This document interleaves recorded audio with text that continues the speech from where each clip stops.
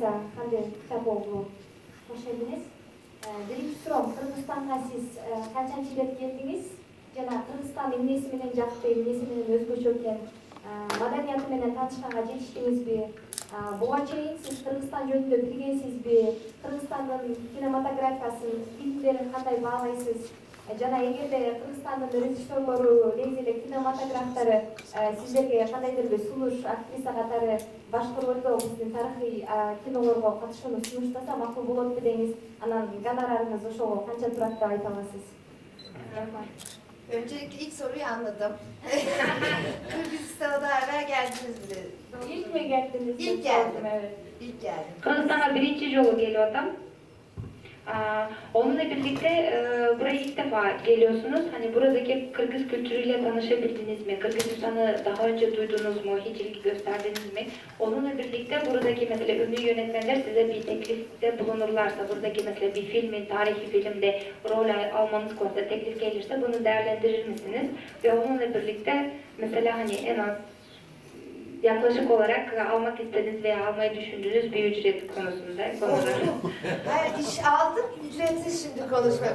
Şöyle söyleyeyim, Kırgızistan'a ilk defa geldim, bu sabah geldim. Fakat hani bir başka ülkeye gitmiş gibi değil de sanki kendi memleketimde bir güzel bir yere gelmiş gibi hissettim. Birinci ben Kırgızistan'a birinci yolu geliyordum, bugün ertesinden geldik. Bu жаққа келгенде başka bir өлкөгө келбейбизди, özümdün mamleketime gelgende эле жылуу сезимдер менен geldim. Daha evvel hani Azerbaycan'da bulunmuştum. Yahşi Cazibe bilmem hatırlar mısınız dizi vardı. Bir Azeri-Türk ortak gibi hissettiren, kültürel olarak ikisini de içinde barındıran. Neden olmasın Kırgızistan'la da böyle güzel işler yapalım. Çünkü biz hepimiz aynı ataların evlatlarıyız. Dolayısıyla bunu seve seve kendi memleketimden bir teklif gelmişçesine aynı şekilde yüreğimi açarak sevgiyle kabul ederim. Bu benim için bir mutluluk olur. Diğer Türkiye ülkelerimizle birlikte de neden olmasın, neden birlikte olmayalım? Kardeşlik, dostluk, güzel günler bizi bekler. Bir de eklemek istiyorum, kendisi çok mütevazi bir insandır. Azerbaycan'a gittiği zaman Michael Jackson gibi karşılar, Evet. onları söylemez onlara. Буга чейин дагы биз Азербайжан өлкөсү менен дагы орток bir сериал тартканбыз. Ал жакта ошо маданият жагынан кандай bir жалпы нерселер бар, окшош нерселер бар, ошону көрсөткөн bir сериал болчу. Мисалы Кыргызстандан дагы ушундай bir сунуш келсе, бул дагы өзүмдүн мамлекетимден bir сунуш келгендей эле карап, аны кабыл алганга даярмын. Ошол менен биргеликте айткандай эле биз бир атадан тараган балдар болобуз. Ошондуктан бул достукту, ошо менен биргеликте бир туугандыкты, боордоштукту өнүктүрүү, алар менен бир жерде болуу биз үчүн өтө кымбат нерсе. Эмнеге ошондой нерселерди аткарбайлы, ошондой долбоорлорду аткарбайлы? Буюрса, жакшы күндөр бизди күтөт. Буга чейин да айтып кетти, урмат Али мырза дагы.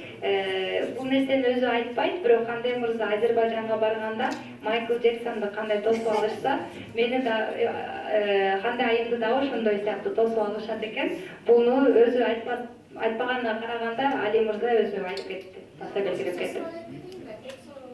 Elbette. Дагы эле актрисага суроо узатат элем. Негизи эле Кыргызстан менен ушундай негизи эле ошо теклиф келет го. Сунуш келгенде эң биринчи актриса өзү эмнеге басым жасайт? Кинонун маңызынабы, мазмунунабы же болбосо акчасынабы ошол тууралуу. Şimdi benim sorum şu şekilde olacak. Mesela Kırgızistan'dan bir öneri, yani bir teklif geldiği zaman ve o teklifi değerlendirdiğinizde ilk mesela vurgu yaptığınız veya önemsediğiniz konu nedir?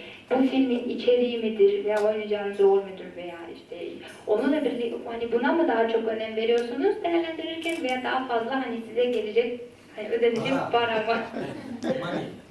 Soruyu anladım.